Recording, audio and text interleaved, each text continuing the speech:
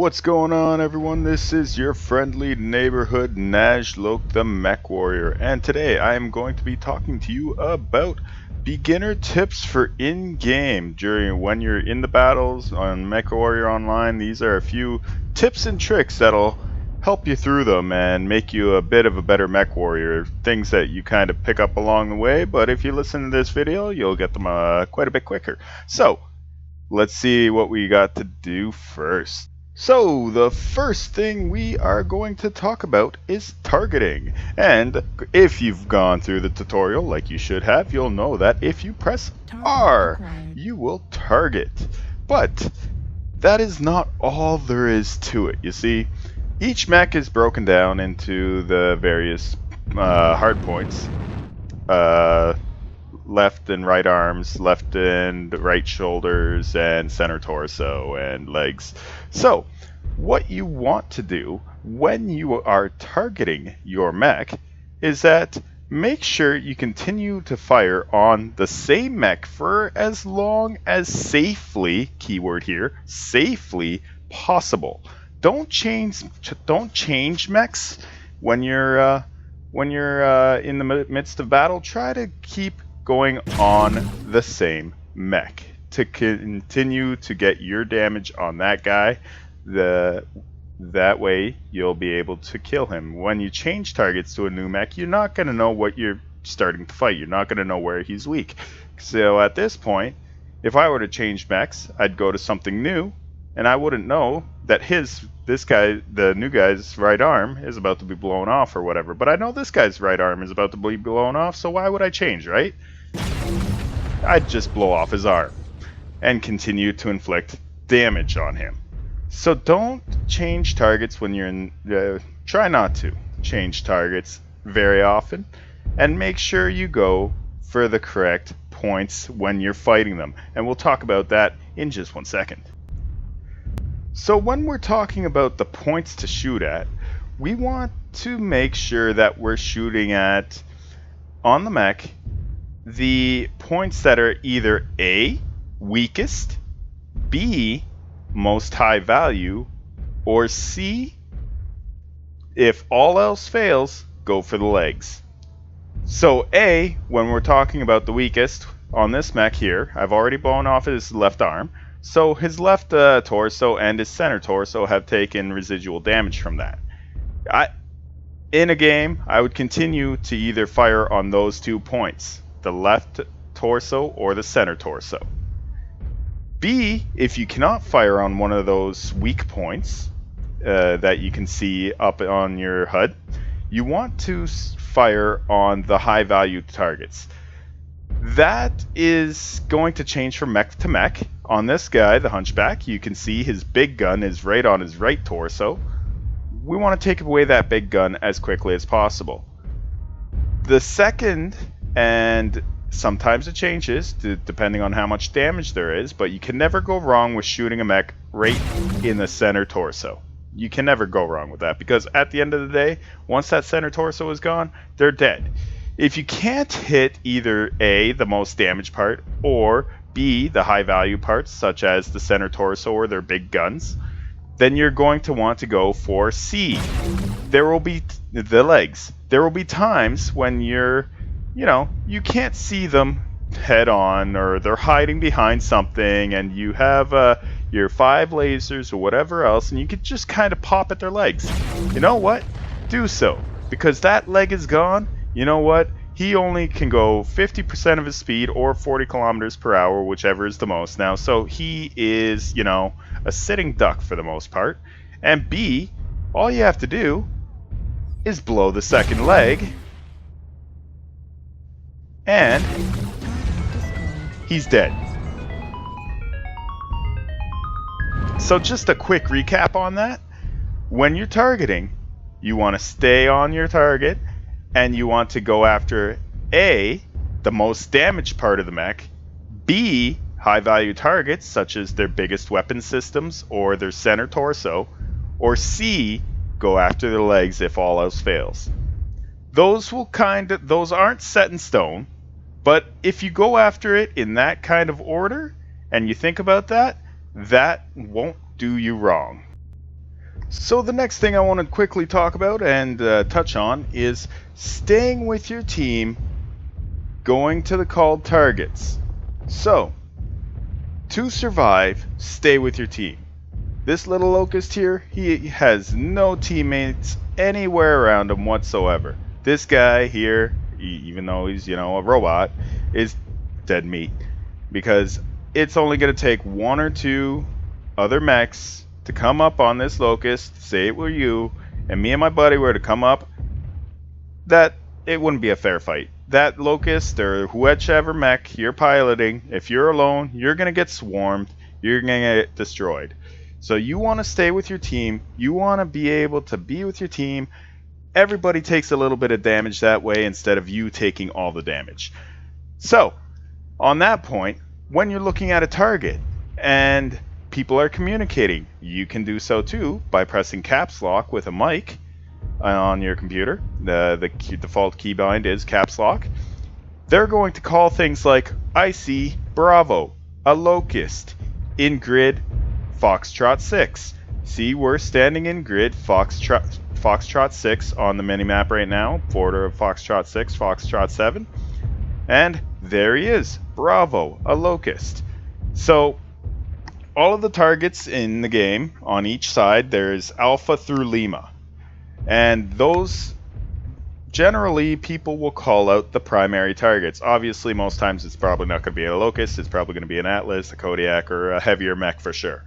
But they're going to say, primary target, locust, Bravo, F6 or F7 or Fox 7, something along those lines. So you're gonna wander around this rock, and you're gonna say, "Oh, there's Bravo, a locust in F6. Let's kill him." Right? So, yeah, that's what you do.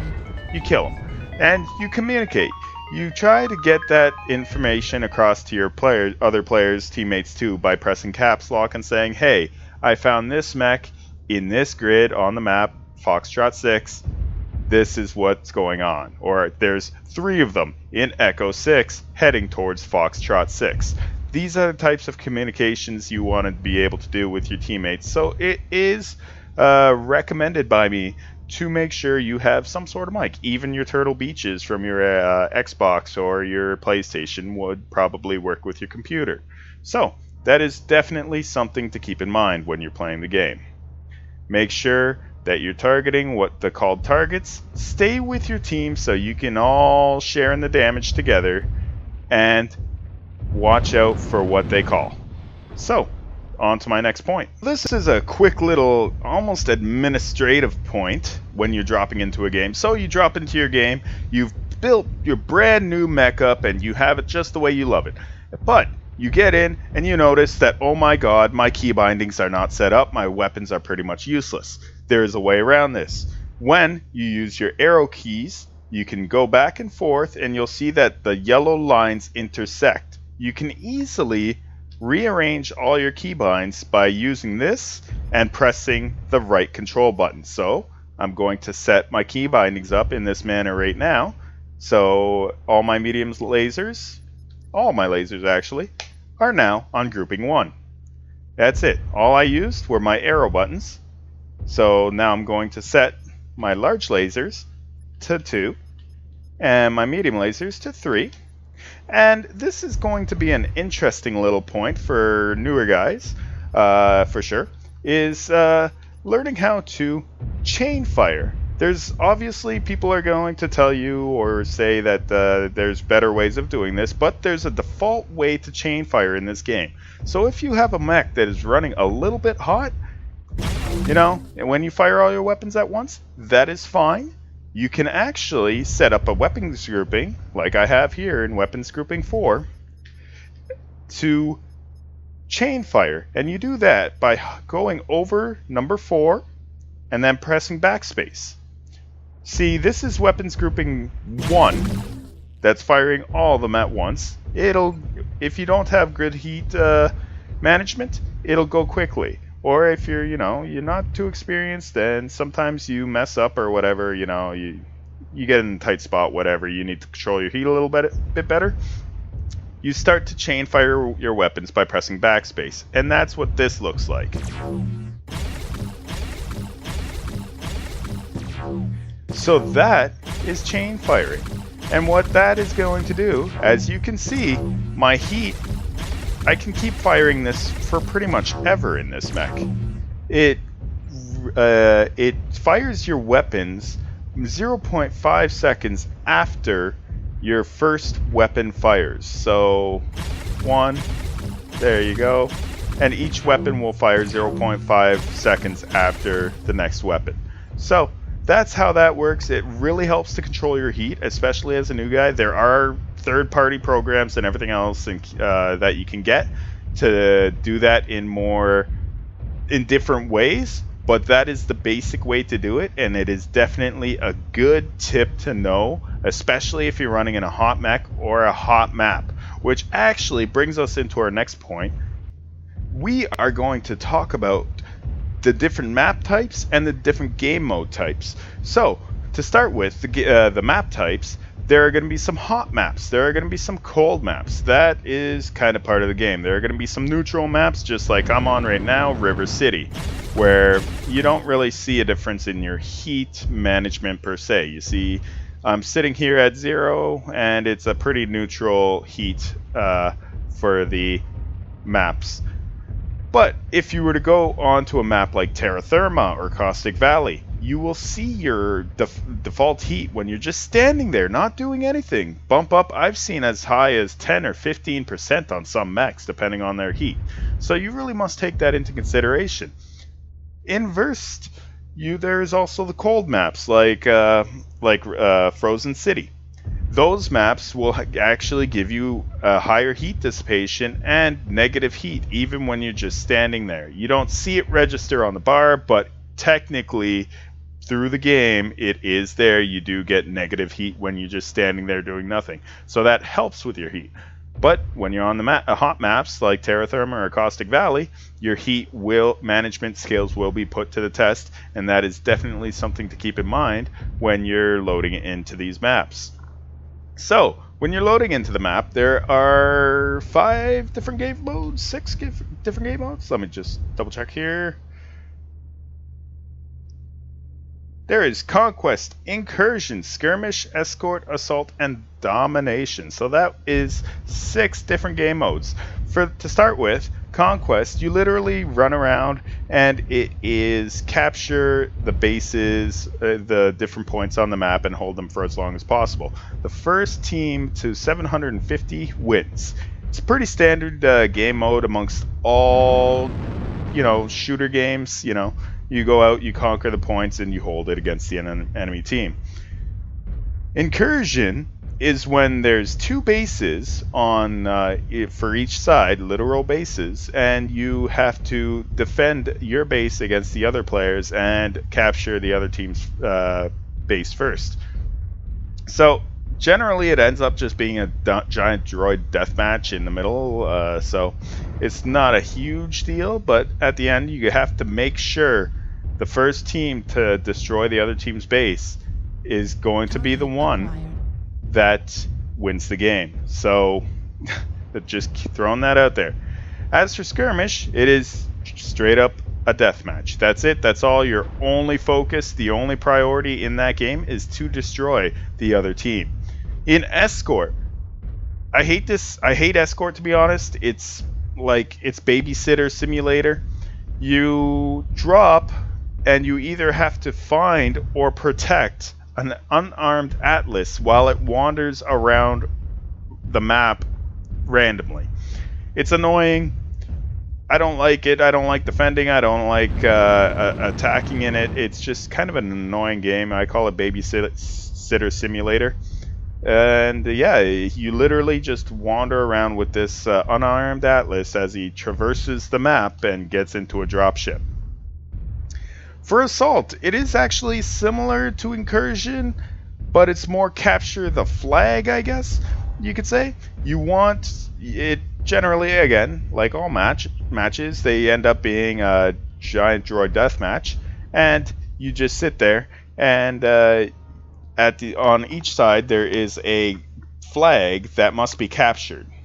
So each team has a flag that must be captured, or until all the other team is dead.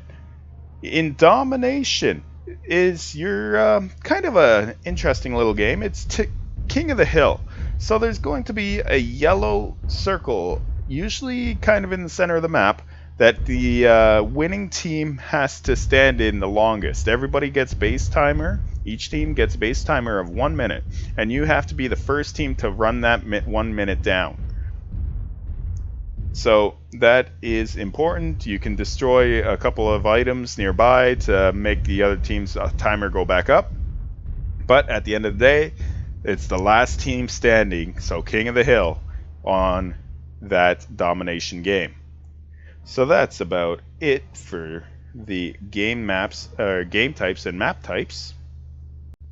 Which actually brings me to the end of this video. So those are the quick, in-game tips and tricks that you kind of want to know, and some information that is kind of useful to new players. We went over key bindings and switching your weapons groupings in games. We went over communication and grid references on the maps, and map types, game types, and where to target and how to target and everything else. Anyways, this has been Najlook the MechWarrior. I hope you've enjoyed my video, and if you have, please like, subscribe, and all that good jazz, and I will catch you on the battlefield. If you have any questions, feel free to send me a message either on here or on YouTube here, or you can send me a message right in game if you're so inclined. Anyways, that's it for now. I'm signing off.